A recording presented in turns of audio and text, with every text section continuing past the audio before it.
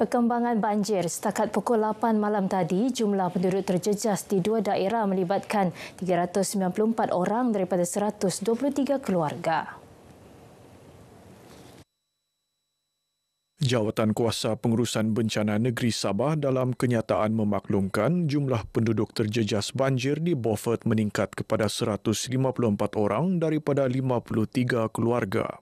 Di Penampang, jumlah penduduk terjejas menurun kepada 240 orang membabitkan 70 keluarga, manakala di Tawau 59 orang daripada 11 keluarga.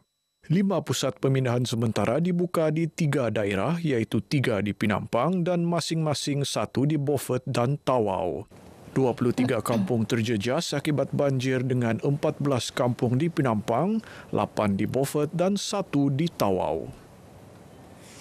Latihan bencana altitude tinggi Rural Emergency Disaster Exercise REDEX Kinabalu 2025 bukti keseriusan kerajaan dalam meningkatkan kesiapsiagaan pasukan penyelamat khususnya di kawasan berisiko tinggi seperti Kundasang dan Ranau.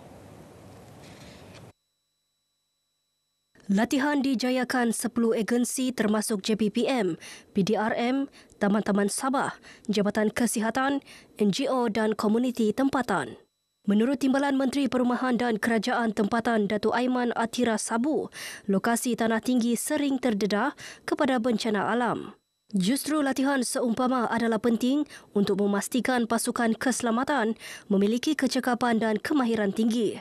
Beliau berucap merasmikan penutupan REDEX Kinabalu 2025 di Kundasang.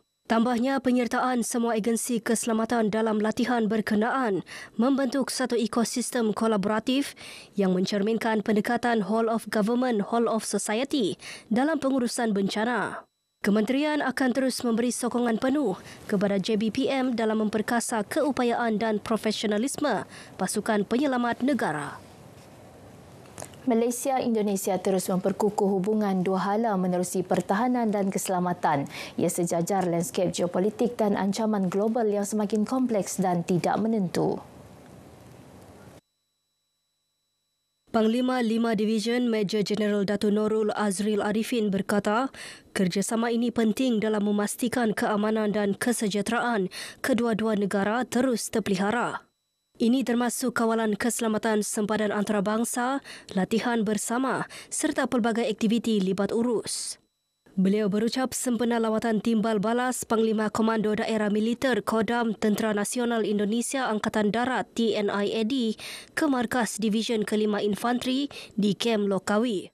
Delegasi Kodam diketuai Mayor Jeneral TNI Rudi Rakshmat Nugraha. Dalam lawatan itu, Rudi turut menyaksikan tayangan video Korporat 5 Division dan menandatangani plak sebagai simbolik kunjungan rasmi.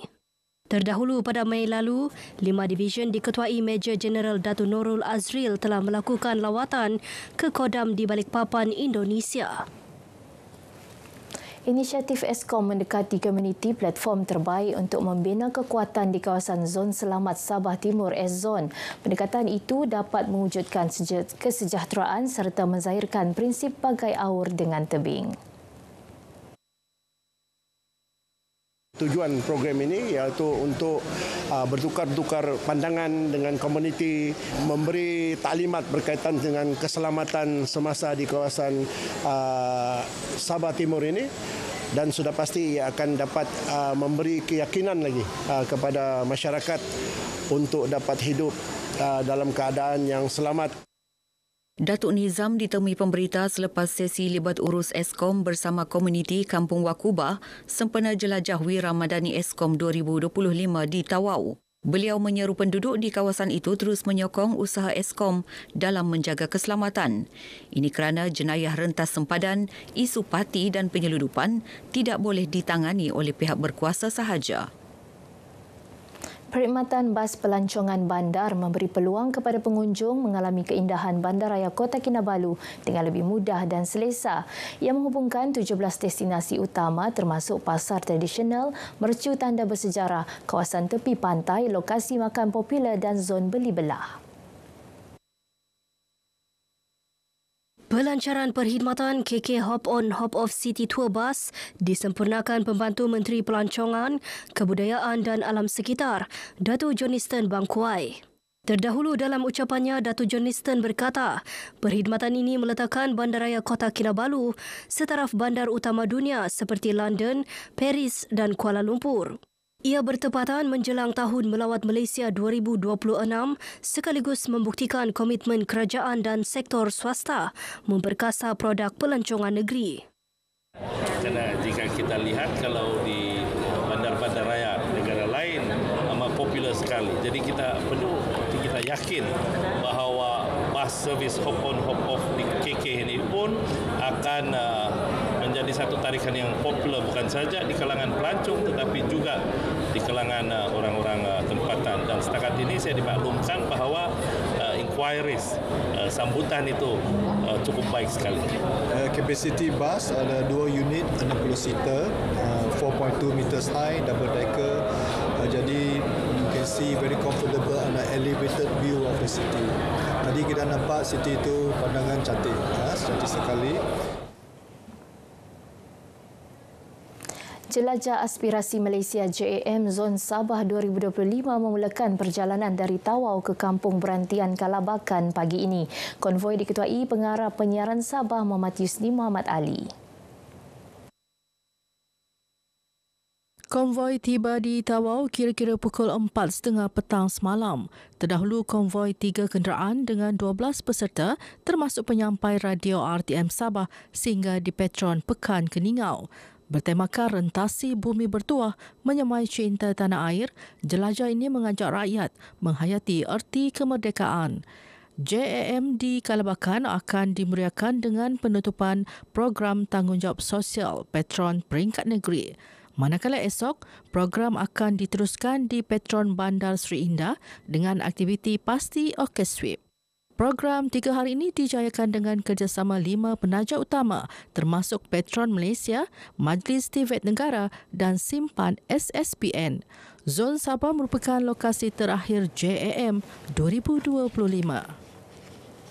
Beberapa jalan utama sekitar Kota Kinabalu bakal ditutup dan dilencongkan secara berkala pada 16 September ini. Ia bagi memberi laluan kepada sambutan Hari Malaysia 2025 Peringkat Negeri Sabah yang akan berlangsung di Padang Merdeka. Itu jalan di bandaran, jalan kapital sehingga ke bulatan Bunga Raya. Dan jalan melalui traffic light Dewan Bandaraya itu kita akan tutup secara berkala. Yang lain itu kita bukalah. Dan parking yang kita sediakan di kawasan Kampung Air dan kawasan Dia Suka. Beliau ditemui media selepas menjadi tetamu khas dalam segmen Kita Cerita Kita Kongsi di Konti Sabah FM. Kesemua jalan terlibat akan ditutup pada pukul 4 petang sehingga 12.30 malam, kecuali Jalan Istana yang akan ditutup bermula pukul 3 petang. Orang ramai yang ingin menyertai program dinasihatkan datang lebih awal bagi mengelak kesesakan jalan raya. Sebarang maklumat penutupan jalan akan dimaklumkan dari semasa ke semasa melalui media sosial rasmi IPD Kota Kinabalu, Dewan Bandaraya Kota Kinabalu dan Jabatan Kerja Raya JKR. Lebih 5,000 umat Islam sekitar Kota Kinabalu menyertai majlis tahlil, bacaan doa kesyukuran dan solat hajat di Masjid Bandaraya Kota Kinabalu. Ia diadakan sempena ulang tahun kelahiran rasmi Yang di-Pertuan Negeri, Hari Kebangsaan Hari Sabah dan Hari Malaysia 2025. Selain menyemarakan semangat patriotisme, majlis tersebut menjadi simbolik kesyukuran rakyat Sabah atas nikmat keamanan, kemajuan dan keharmonian dinikmati sejak pembentukan Malaysia. Selepas majlis tahlil dan bacaan Yasin, jemaah kemudiannya menunaikan solat Jumaat diimamkan oleh Imam Besar Masjid Negeri Ustaz Suhaidi Kuanting. Timbalan Mufti Negeri Abdul Razak Hamdin menyampaikan khutbah Jumaat bertajuk Kesatuan Ummah Pertahan Negara. Baik, sekian paparan berita pagi Sabah kali ini. Menyusul selepas ini berita pagi Sarawak bersama Buma Wen di Kuching. Malaysia Madani Rakyat disantuni.